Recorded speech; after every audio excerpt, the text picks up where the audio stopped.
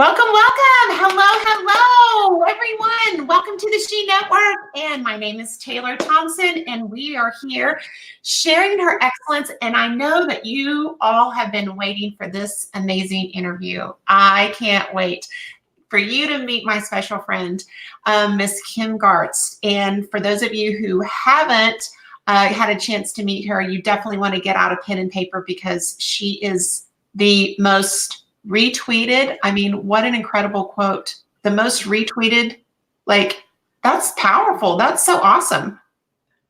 Yeah, it's one of those pinch me moments for sure. Well, so let's talk. So as the ladies are coming on, ladies, introduce yourself. Let us know you're here. Make sure you click the little link that tells me what your name is, because otherwise all I see is Facebook user and I can't really recognize you properly.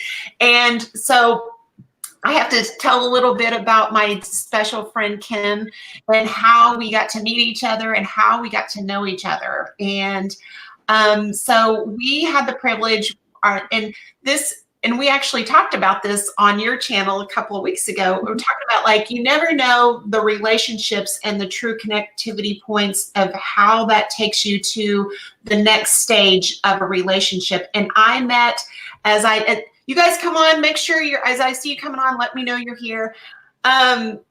We met at a Ray Higdon event. And what's interesting is that I know that sounds like a broken record for a lot of the ladies coming in here, but most of my guests that come in here are usually relationships that are established at an event. And you were speaking at his event, and I'll never forget the conversation, because it was at the time whenever I was really diving into branding and social media. And, they were talking about the things that you don't talk about, which is politics and religion. And you really stood out to me because that was one of the things it was fine if it was really authentic to you to share your faith. Definitely. And I approached you and we started our conversation, which has led to an amazing business and personal relationship. So it was really awesome. So that was the first time we met, like 4 years ago.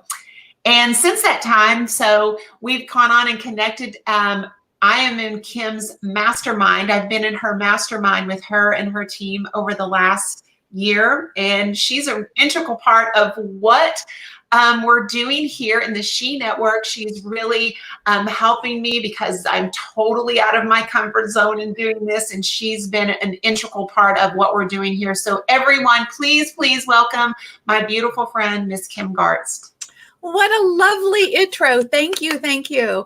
I just wanted to share one quick thing is, going back to the relationship piece and how sometimes you run into people at events and things you say resonate and you don't even know. You don't know that what you said in that moment made an impact on the other person. And then it circles back somewhere else and you find out that, wow, that mattered. So I guess my point is that, we should always make those opportunities just to speak from a place of authenticity and let the words fall to whomever needs them, because somebody probably does need them. And that moment gave us an opportunity to build a relationship, and it's got us here, right? Where we are now not just mentee, mentor, we're friends. Yeah. And I count that as a huge, huge blessing. Thank you. Me too. It's been such an amazing year, hanging out with you and gleaning from your knowledge. And so, ladies, for those of you, and we're going to dive into her story and things that probably the average person does not know about you, because that's really what the She Network is hearing the things that you don't necessarily hear from stage or from a platform, that we're going to get really real and raw and authentic. But for those of you who don't know her, like, she's been in the social media. She has been, you've got over 1 million Twitter followers, right? I think it's close to 700,000. I don't think we're at 1 million, okay, well, but Yeah, but I've got about 1.5 million on all social platforms. So I've been incredibly blessed through this journey of social media, because it's given me, an opportunity to serve on a bigger in a bigger way. And never would I have envisioned this for myself. It's just been an evolution, and quite the ride. Well, and especially, you've been doing this before social media was really, as we know it, as prevalent it is today. And you started back, like I say, We like, can tell it. We can tell it. one of the founders in this space, in my opinion, and definitely have so much knowledge to share. So, but let's talk about you and how you got here, because this is really, this really is what really makes us who we are today, is the journey and the process, and take us back to where it all began for you. Because as being, I've gotten to know this part of you and this story about being a military wife and a mom, and basically a single mom. And, so take us through that journey and how this evolution has brought you to the successful businesswoman that you are today. So I have owned an online business. Taylor kind of alluded to this a moment ago. They've been around for a minute, but I've owned an online business for 28 years, and my oldest son is 28 now. And when he was born, I was actually heading to law school. I was getting ready to go to law school. Thought that was my path. I was the first in my family to actually graduate college, and so it was a big deal. And my expectations for myself were high, and I thought I had my path kind of laid out. My goal was to go to law school, become an attorney, that kind of thing. I was actually working as a paralegal at that point in time. And we had a female attorney that they had hired fresh out of law school. And, here I am pregnant, and I'm watching her work just ridiculous hours. I mean, she would work all night doing research, probably leave the office maybe 4 or 5 in the morning, go rush home, grab a shower, and come back and be back in the office by 7:30, 8 o'clock. I'm like, how in the world am I going to do that with a baby? Like, that's not going to work, So having that visibility into what that was going to look like for me, gave me that perspective, I guess. Right. So there was that, but I still wasn't like feeling it yet. I mean, I could see it, but the moment they actually laid him in my arms was the moment that everything really shifted. And, everything that I had thought I was going to do, my priorities shifted in that moment. And I mean, like, I have to stop you right there, because this is my story. And yeah. and there's probably a lot of women that are watching right now. That's their story. Yes. Because the things that you thought were important before you look in those baby blues completely go out the window. So true. You have this little, amazing part of yourself that's its own thing. Obviously, it's its own entity, its own, but it's relying on you. That baby, that precious thing that God gives us with, is we now, we're responsible for that. I mean, we know we are before, but it's a whole different thing when you have that physical touch point for the first time. And so my husband and I, we made the decision that one, I wasn't going to go to law school. I wasn't going to go back to work, which was like, what? Like, he was in the military at the time. And for those of you who don't know, those in the military don't make a lot of money. But we were young and we were naive, and we thought we could do it. We had just purchased our first home. And, back then, I mean, I think that's maybe what we probably pay for a car these days. It was like, I distinctly remember it was $64,000, and, first home. And we thought we were on top of the world. 2 cars, a home, and a brand new baby. Wow. But it quickly became a borrow from Peter to pay Paul scenario. We just thought we could. And the reality of it was that, we couldn't within the framework of what we had what we'd put on our plate. You know, new home, 2 cars, living expenses. Too much month at the end of the money, right? Yes, way too much month and not enough money. So, so I was like, okay, so what am I going to do? Like, I don't want to go. I don't want to go back into the workforce. So what can I do from home? Like, and that was really before there was a lot of acceptance maybe around women doing things from home. I mean, it just wasn't as commonplace maybe as it is now. You know, gosh, it's hard to believe. I think we started about the same time. Yeah. So, you know, it was, so again, I'm just trying to struggle to figure it out. And so at the time, you know, this was back like Earthlink days or AOL, like, you know, those of you who've been around a minute probably remember like those platform or, you know, dial up and, you know, flipping the disks to try to get your computer to work. And, you know, just literally, I do go back a minute or tell them my age big time here. But anyway, the struggle was real. Let's just put it that, that way. And so I did a variety of things, was trying to figure it out. It took me about 5 years, and how we survived, honestly, for 5 years before I made my first $60. And it was hard. Wow.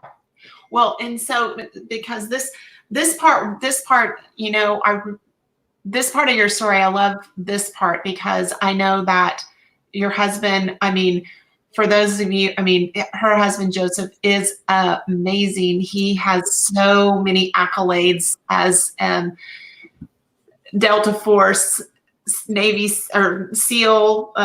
No, 2 different branches, but. Ranger. Yes. Ranger. Started out in the Ranger Battalion. Sorry, he would probably kill me if I. Yes, he would, but we won't tell him. I mean, like, you know, where they do these, you know, different missions. And so in the mastermind, he's such a wealth of information. But so talk about this, because as being in the military, talk about this role, because there's so many women that can probably just connect with this piece, the loneliness of being almost a single mom and not knowing what's going on. And yeah, talk about that piece. So, wow, there's so many stories in these, in my story. And some of these I don't think I've ever shared, but one that comes to mind, my husband's, like Taylor said, he started out in the Ranger Battalion, assessed for Delta Force, and I was pregnant with Tyler while he was in Delta, and he was actually sent to Tyler's my oldest son, to give you some framework there, and they were sent to, I guess, Afghanistan the first time we went to Afghanistan, and we lost a dear friend there, and I knew that because it was Delta Force, it was one of those things when they called you in, you like looked at the floor because you were afraid to look around, because you were afraid you would see something you weren't supposed to see, because everything was top secret, you know? And so and they never communicated with us really as spouses. So we'd get phone calls at any given time saying, you know, your husband's been deployed. You knew better than to ask any questions. Like, you know, they weren't going to tell you anything anyway. So you just said, thank you for calling, and you hung up and you turned on the news, and maybe you could see where your husband was, you know, it was that kind of a deal. So they call us in, and here's all the wives, and my sister had just married someone as well. So we were both married to Delta Force commandos, that's what we kind of called them. And I wanted her to meet the friend that we lost's wife. So I said, you know, I want to make sure that you meet Trish while we're there. And I was looking around for her, and she wasn't there. And I'm like, why is she not here? Because at that point in time, I had no idea why they had called us in. And so we're all sitting there, you know, everybody's chatting, and I'll never forget. But one of the sergeant majors got up and he said something super harsh, in my opinion. And here I am again. Keep in mind, I'm 7 months pregnant, And he says, we just lost, and he named them, named the three guys, and something to the effect, ladies, wise up, because it's going to happen again. And I'm like, one, that explained in that moment why my friend wasn't there, because it was her husband, and she had obviously been notified beforehand. And, I had no idea until that moment. It was somebody we knew and hung out with, and we were godparents to his youngest son. Wow. So we were very close with that family. And so there was that moment of understanding how real it was. Yeah. And the dynamics of where I was in the context of, not only it wasn't just me now, we had a child on the way. What was this going to look like, and how in the world, what would I do if something happened to him, So that was probably a real eye opener and a real interesting moment. But there were others, and the sad part about it was that Sergeant Major was right. We lost friends many times over in the course of the time that we were in the military. And, through Joseph's journey, when he come back from Afghanistan that first time, he's like, I think he had that same worry, because here we just had lost a really great friend. I was pregnant. So he's like, oh, well, I'll just, I'll get out of Delta, and I'll go to OCS, and I'll become a pilot. Like, that is going to be safer. Well, and just for perspective for the ladies here, like, whenever you talk about like Delta, those are the first guys in, right? They're the Army's equivalent to the Navy SEALs. They're very highly trained, and they go on the super duper. And by the way, you never hear about them. They're very rarely are the things that they do put on the news. Like, it's very different from the Navy SEALs. They consider themselves quiet professionals. They don't want anybody to know what they've done. And so you don't hear about, for the most part, you don't hear about the missions that they go on. It's just a different dynamic. It's a very hush hush. I mean, they're both top secret organizations, obviously, but not only that you're dealing with the fear of like what's happening in general, but the fact that he's even in a more detrimental or dangerous situation because of the organization that he's in, right? Yeah. And it's like, when we found out about our friend's death, I knew my husband was with him, so I'm like, how did what's going on? Like, is everybody else okay? And one time, another story, he had been gone for I don't even know, it doesn't matter how long, but then I woke up one night and rolled over, and all I see is this big white patch on his shoulder, and I'm like, what is going on?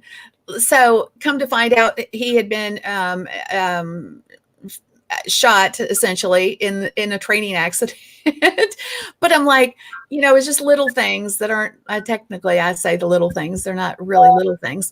But just going back to your point earlier, Taylor, was the time away from the family. And I think at one point it was like 250 some days a year he was gone out of 352. Wow. It was crazy, because from Delta he did become a pilot, and he retired out of the 160th, which is again a special forces unit that supports Delta, the special forces teams, etc. They're always on high value missions. Well, and so, but to really put this into perspective, not only are you dealing with, he's gone 250 days of the year. You don't know where he is. You right. don't know if he's in danger. Right. Very limited, if any, communication. You're a mom now under uncertain circumstances with two little ones. Yeah. Trying to figure it out. And because of your husband's role of being a commander, the leader, the women are now looking to you to be their leader because it's of the parallelisms, right? So now you have the weight of their emotion and what they're going through on your shoulders. Yes. And that was really hard. Like when, I guess the second time around they were in Afghanistan, of course, now I know this backstory, so I'll tell the backstory with the story. But my husband was walking out to the aircraft that night and was supposed to be the air mission controller on that particular flight. And another guy came running up. He had just gotten in country, and he's like, "Hey, let me take it tonight." And so they kind of made a deal right there on the spot. Yeah, you go ahead and take it. And the roster was never changed because of that last minute change, and that aircraft went down.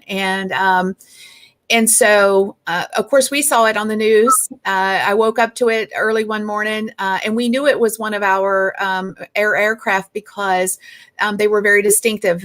They're Chinook helicopters, but they have the probe on them, and the regular Army doesn't have the probes on them. So we knew, based on the photos on the news, that it was one of ours. And so, it was literally everybody congregated at my house. We watched the news, and it just so happened that my mom and my sister was in town, and it was a long day because we didn't know what was going on. And we had a friend that was a security guard at the unit, and he came by about 4:30 that afternoon and said he just wanted to let me know. He said, "I could lose my job over this, but I want to just let you know that I've heard that he's alive. He's okay. He's wounded, but he's okay." And as it turned out, it wasn't my husband because he wasn't on the aircraft, but because the roster hadn't been changed, they thought the air mission controller, which he was on the roster, was wounded, but it turned out it was the other guy. Wow. I mean, so the pins and needles, and for those of you, this is such an amazing story, and that they're saying, thank you for your service, as a mom and wife. This is gonna make me cry. Yeah. Because I mean, that's such a, as the family member staying behind and holding the family together, holding the wives together, holding down the fort, so to speak, the strength, the emotional strength, to be able to do that. And then still trying to build a business. We haven't even tapped into that, right? Whenever. And we'll get there, but I do want to acknowledge, because I want to share with the ladies, because I think this is such a powerful part of your story, and I just love Joseph. But me too. I know he's a big teddy bear, but ladies. So he led the charge. They were the first ones after 9/11. Yes. Him and his men, he was the one that they took and chose to lead them into, I guess after 9, they were the first in country. Yeah. I mean, wow. And so, anyway, it's just very endearing. It's very heartwarming, and certainly, thank you to him and his friends for their service and serving our country. But, accolades to, the moms, and the wives that are behind. I think that sometimes, I don't look at it from the standpoint that I was anything special or anything. It's one of those things where you just do what has to be done. And, Joseph would disagree. He says, that not everybody survived this. And, in special forces in particular, the divorce rate is very high. And we've been married for 34 years. So we stuck it out. And you guys are high school sweethearts. We were high school sweethearts. And, but, I think that I never really I never really thought about it. It didn't even really come across as a chore or a challenge. It was just like you did the next thing. You just did what had to be done. And and I won't say that it wasn't hard sometimes. Like, nothing ever broke unless he was gone. He'd walk out the door and you'd turn on the sink and it'd start spraying water all over the place. But again, it just was part of our life. And it was what it was. But I think the biggest challenge was the balancing of everybody's needs, and how from not just the kids and keeping them moving on all the things they were doing, and practice in school and homework, and then the layer of the wives needing things, a phone call saying my dog ran away, and well, okay, let me see what I can do to help you with that. And then to the balance between getting the work done and making sure that that you could take care of the clients that you had, and that really, part of that was what spawned some of my business model, because I knew my time was limited, so I had to find great people that could do the quality of work that I could pass off, essentially. Let's talk about that business model. Okay. I mean, like you mentioned there, it took you 5 years to make your first $60. Mm-hmm. Like, a lot of people would have quit. Yeah, in hindsight, I'm like, it was not a proven model even then. Right. There was nobody before you say, "Oh yeah, just stick with it; it's going to work." Right. Right. There's, I mean, the fact that you stuck with it all that time, and to not quit whenever there was nobody paving the way, that you were literally paving the way for those things to unfold. So the mindset. But just from the perspective of, I didn't know that at the time. I didn't know, hey, I'm like the pioneer here. Like, no, I was just trying to figure it out. And, I would just teach myself stuff, because I didn't even know you could cut and paste when I started. Like, that was how rudimentary my skill sets were. I didn't know there was such a thing as cut and paste. And okay, so Kim, like, I feel like a guru. Like,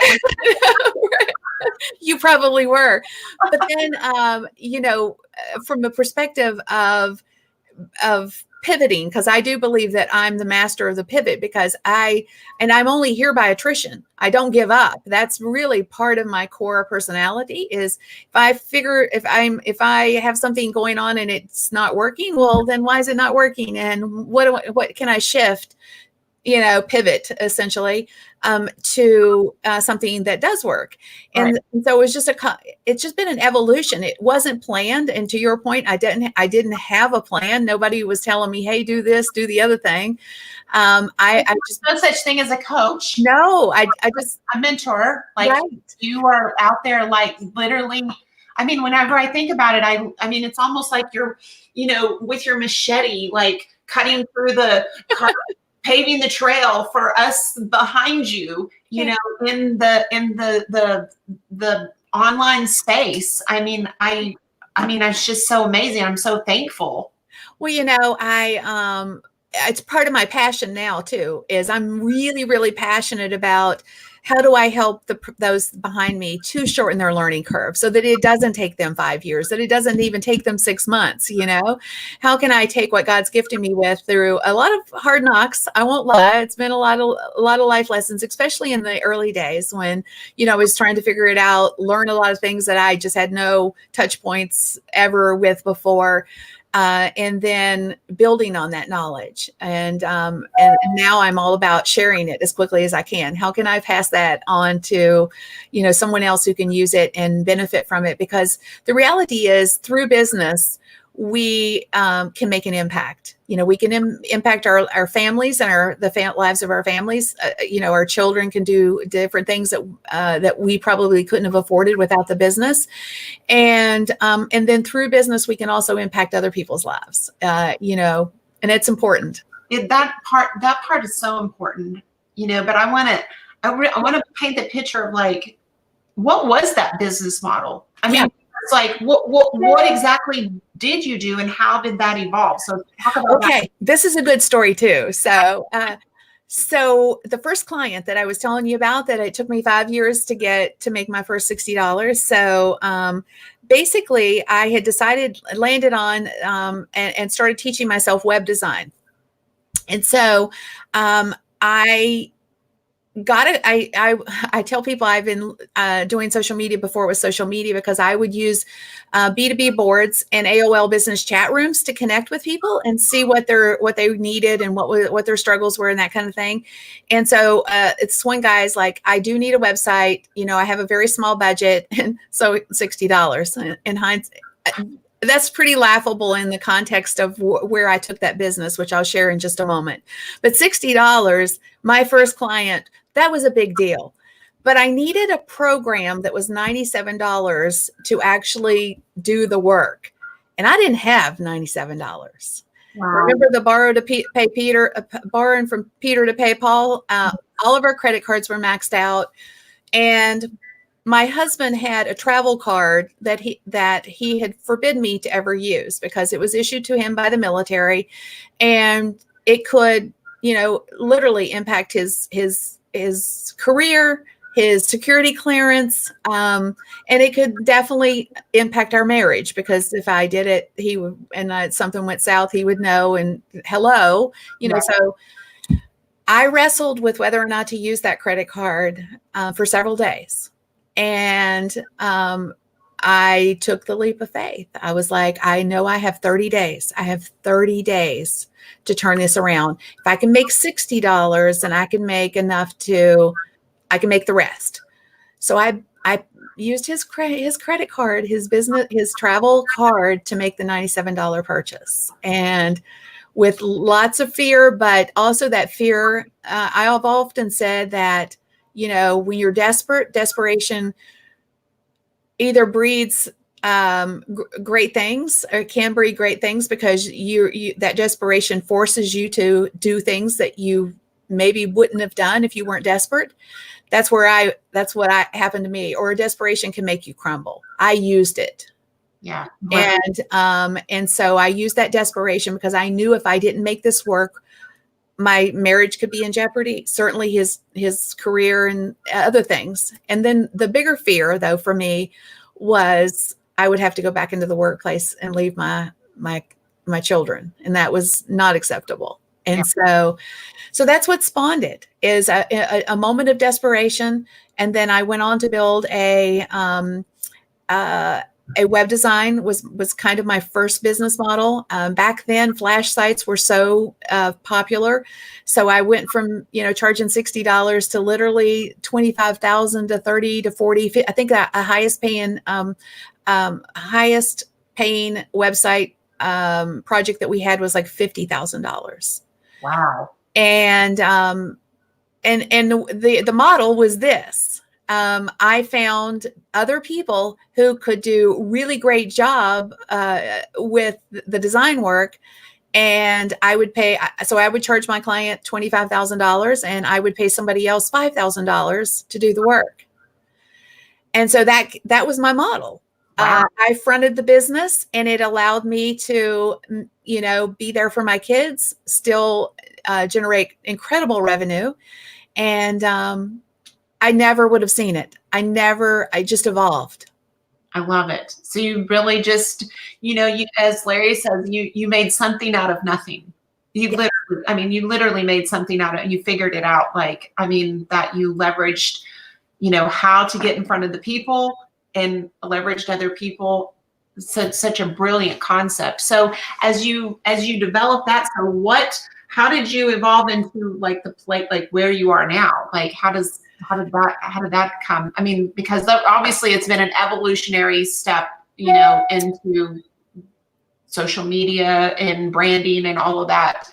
Right. So one thing led to another, honestly. So other opportunities, other doors kept opening up. I owned a dial-up company, a web hosting company, a couple of other companies, but they all kind of revolved around the space, right? Because so I would get the website ready, and then they'd be like, well, where should we host it? And, so that led to me thinking, well, why shouldn't I own a hosting company? Because then I can just funnel the clients right into that. Right. And so one thing kind of led to another.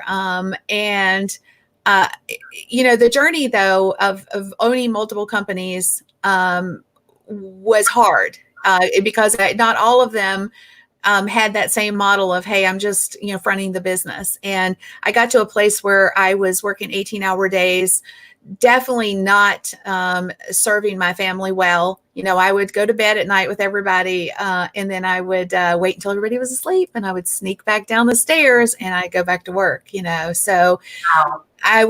it was just in a crazy place. I ultimately sold those businesses because I just got so burnt out. I couldn't handle it any longer, kept a few clients, and But I want to stop you right there for a minute because, you and I have talked about this, we're so much alike, that drive, whenever you have that drive it's just almost innate that sometimes you lose sight of people and priorities and, because you're so tunnel visioned on, it's like, you've got to do it. You've got to do it. How did you, was it because of you or was it because your family was like, hey, mom, hey, honey, yeah, was it a combination of both? It was, let's just be real about it. I'm just going to be honest. And I think a lot of women, if they're really honest about looking into themselves and their why shifts over the years. But a part of our identity when we build something that's hugely successful is tied to that. And we, it feeds our part of us that we think we need, and sometimes we put things that should matter more to us on the back burner because that feeds something we need. It gives us validation that we've done something amazing. And so, although I would argue now that I, gone through this process, the things that probably I feel the most proudest of are being a mom, having two great children and that kind of thing. But we are tied to that still. It's kind of an ego thing in some cases. And until you can put that aside, at least, and balance it, maybe, Right. And you have to go through the process. I really do believe you have to go through the process because you don't always see it until something happens that makes you see it. So for me, it was my youngest son, who is now 6'4", and it's hard to even envision him. But I remember him saying to me, "No more phone, mommy. No more phone." And I'm like, "Oh my gosh!" I realized now, mind you, here I am. My office was in the dining room. And I would routinely be sitting on the floor throughout the course of the day with them.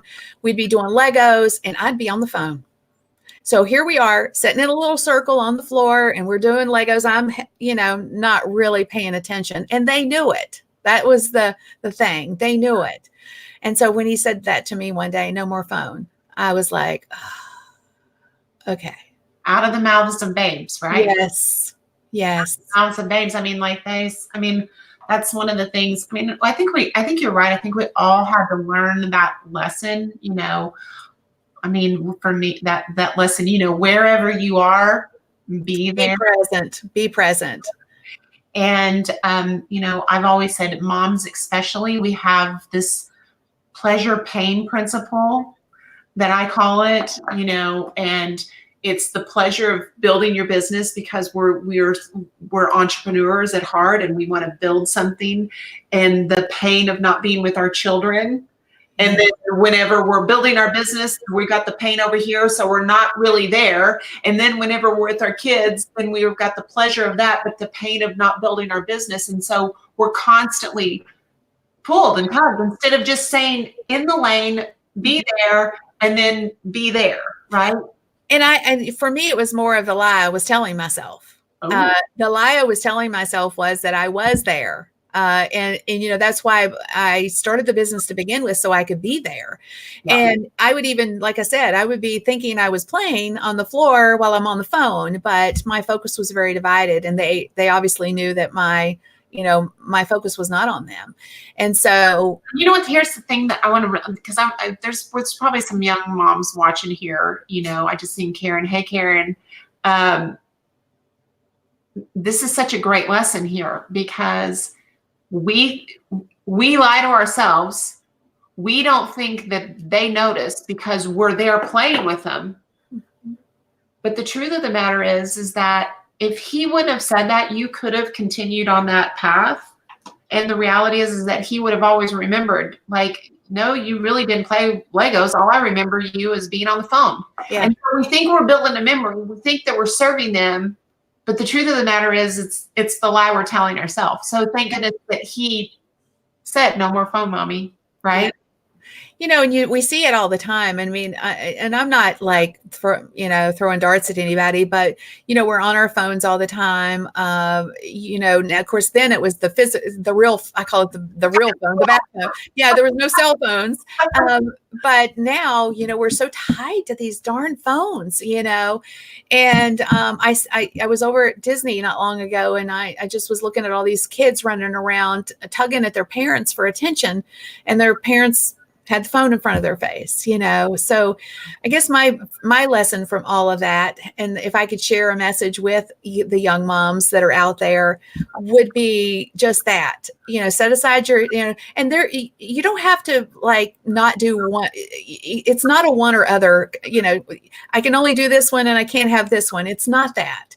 It's about being intentional with that time. Like, okay, kiddies, this is mommy's time to work on her business, and then set aside that time so they have a boundary on that. And then when that time's up, you set aside the business, and it's now mommy time, so that you're present in that moment, and they know that you're there and your attention is totally on them. Because when you try to merge it, they know, because you're constantly literally checking Facebook or, responding to a text or whatever. And it's a disconnect. It is. Somebody wrote on here, and I'm sorry, I don't know who's saying this. All I see is Facebook user, because you haven't let StreamYard give them permission to use your name. But it says, that's a book. No more phone, mommy. That is a book. That's a great idea, actually. I don't know who's saying that, but who's ever saying that, that is a book, and I'm going to hold you to it, because I'll figure out who you are, and I'm going to say, when's that book coming out? Okay, so take us to, how did you get to this social media? Because like, you're in the social media place before we even know, like, I mean, with all the followers you have, and I didn't even know Twitter. I mean, like, Twitter, what? Like, how did you get there? So after I sold my those first four businesses, I did keep some of my major clients. I was doing a lot of lead gen and stuff for clients at the time. And wait, you got to tell the story. The $60 client, you said you didn't tell what happened. You said, "Oh, I'll tell." It was he couldn't afford it, but what did it evolve to? Well, I did the $60, and he never did anything else with me, so I never got more money from him, essentially. But because I then had the software I needed, I took the software, essentially, the $97 software story I told you. And then I got other clients because I had what I needed to do it. I wasn't a coder, so I didn't know how to code. See, that was my struggle. So I needed a piece of software to help me. It was called Front Page. I don't know if some of you probably remember it, but so it allowed me to do, to get going. And then, of course, through that process, I learned a lot of coding. But at that point in time, I didn't know how to code. Right. It's not like we had WordPress back then. Yeah. So that's how that story went. But to fast forward a little bit to how I got started in social media. And it's a kind of an interesting story, because it touches on the network marketing space. And so after I sold my businesses, I went back to school and I got my master's degree. And and was what I call a hockey mom. My youngest started playing hockey when he was 5, and my oldest was 9 at the time. And they've played hockey ever since. Like they're still playing hockey to this day. And one of the kids that my youngest played with, his mom called me up one day and she said, Kim, I have something I want you to look at. I'd love to see if you'd be interested in this. And so it was a really interesting network marketing company. And so I was like, yeah, I think I would like to do this. And so I got involved, and I quickly, just because I had marketing knowledge, I knew how to market. I grew very fast, had a really great group. And what was happened every time. Every business they wanted the knowledge I had. So when I realized my knowledge again was more valuable than anything I was doing in the network marketing company, I was like, and I was spending so much time every day training people on things I was doing primarily on Facebook at the time. And I was hearing the same things that I heard in the early days of web design, which was, if your business doesn't have a website in 5 years, you're going to be out of business. And I was hearing that same thing about social media. It was like, if you aren't on social media in 5 years, then you're going to be out of business. I'm like, deja vu. I've heard this before. Maybe I should be doing this. So I quickly started building a social media business and a social media presence. And one thing led to another, and here we are. Wow. Multiple versions of a business since, but yeah. Well, and I know that, share with the ladies here, because I know that this is something that you have such a heart for women, and you just love showing women how to market themselves, because there is a huge difference, and some people don't really understand that there is a difference.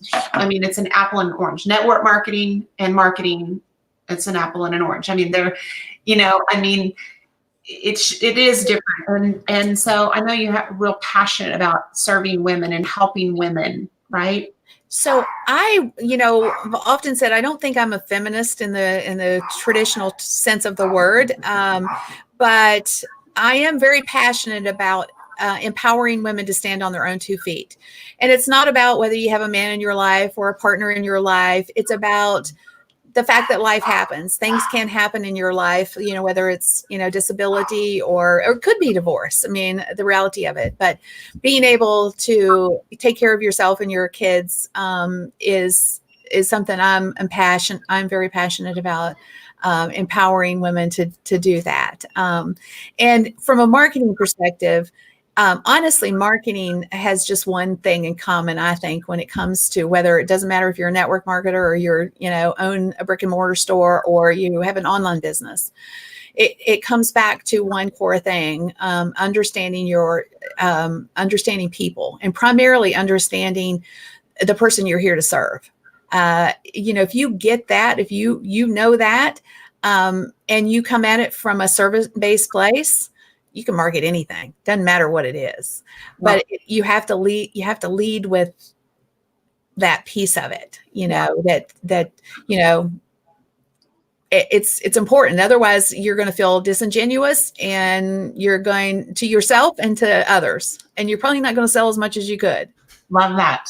And that's the whole, that with network marketing, those 2 things are definitely common ground. It doesn't matter. I mean, that is the magic, because a lot of people, they want to know what's in it for them instead of what's in it for the person that they're standing in front of. And that's such a great moral to the story, if you will.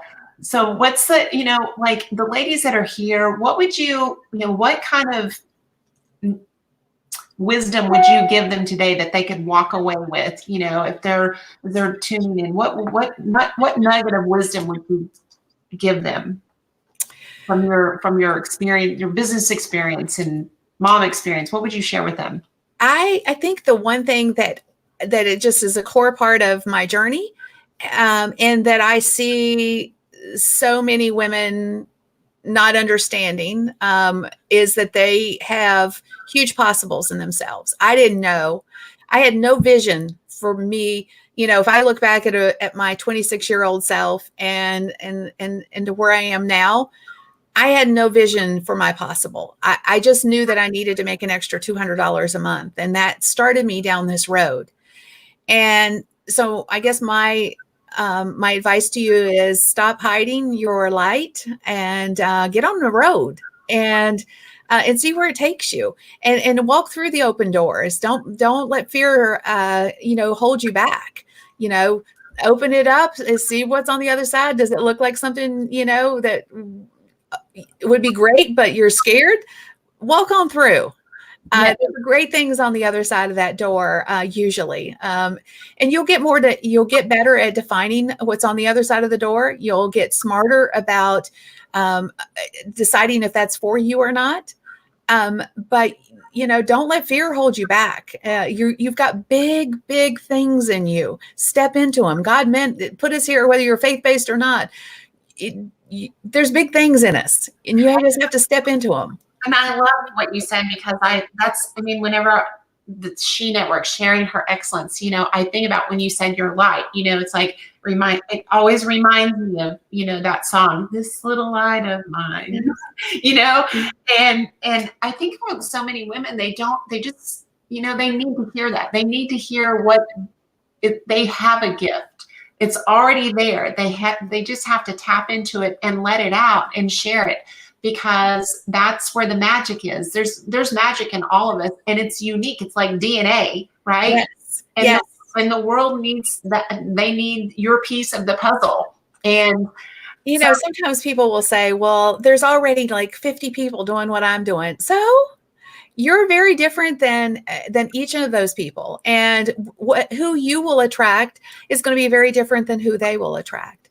It all starts, though, with what's inside. It's that little light that you let shine and you put out into the world is what's going to attract your people to you, the people that you're here to serve. And that's whether that's a network marketing company. That's whether it's friends. It's whether it's relationships that you cultivate. It's really our personalities do attract those that are meant to be in our lives. And but hiding it, it doesn't serve anyone. Most assuredly doesn't serve you.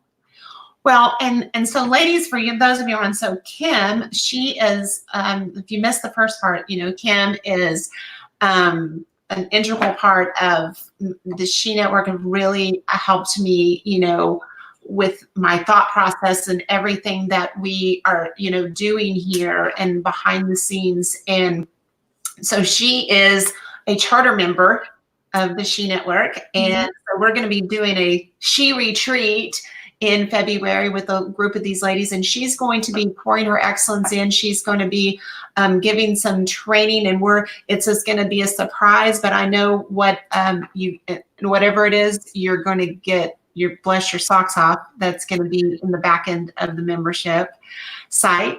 But so Kim, do you have, as we're closing here, do you have a book that you it's your resource, it's your go-to, it's your, that you use a lot? Is there something that you would share with that? Oh goodness, there's so many, but I guess my number one book, honestly, is the Bible. And maybe I approach this slightly from a different perspective than some. I'm big on mindset and inspiration, motivation, and I find that every motivational speaker out there, or anybody that's a guru in thought processes, etc., all of it has its foundation in the Bible. Right. You can find all of that in the Bible. So, but I'm an avid reader. I could show you back behind. I've got books stacked up everywhere. I read a lot of inspirational / motivational style books, self-help books, if you will. My husband calls them, what does he call them? He says, I get all this stuff so that I can put my he calls it Facebook. Facebook therapy or something. I don't know. Anyway, I forget what exactly he calls it, but there's so many amazing books out there. I'm definitely, I guess I would have to say though, starts with the Bible. Awesome. And is there like, do you have a favorite scripture, a favorite quote that you like? Okay, it's like that's your rock, that's your go-to. What is that? Yeah, and that's not even a question. It's basically the I can do all things through Him who strengthens me. Yeah. And even when I feel like at my lowest, I come back to that, and understand that there's nothing He puts on me that I can't handle. I just got to keep pushing through. I love that. Well, I just so adore you. I just thank you so much. I'm so happy that we met that day and we've been able to stay in touch and then just build a relationship here because ladies, it's really about collaboration. It's not about competition, and it's working with women like Kim who really have servant hearts and servant leadership to serve women. And knowing that there's enough room at the top, there's enough oxygen for all of us, and to celebrate is better than to compete. Collaborate is better than to compete. And so I just adore you. I thank you so much for taking time out of your day to be here with us. And what a blessing. Well, thank you for having me. I loved it. Thanks for I don't get an opportunity to share some of those stories that I don't get to tell very well. Some of them I'd never told. So thanks for prodding a little bit. Hope it helps somebody else. Absolutely. Absolutely. And then you guys, I hope you have a very Merry Christmas with you and your family. Safe travels. And anyway, ladies, give lots of love and hugs to Miss Kim. And we will see you guys next week. Adios. Bye. Awesome. Awesome.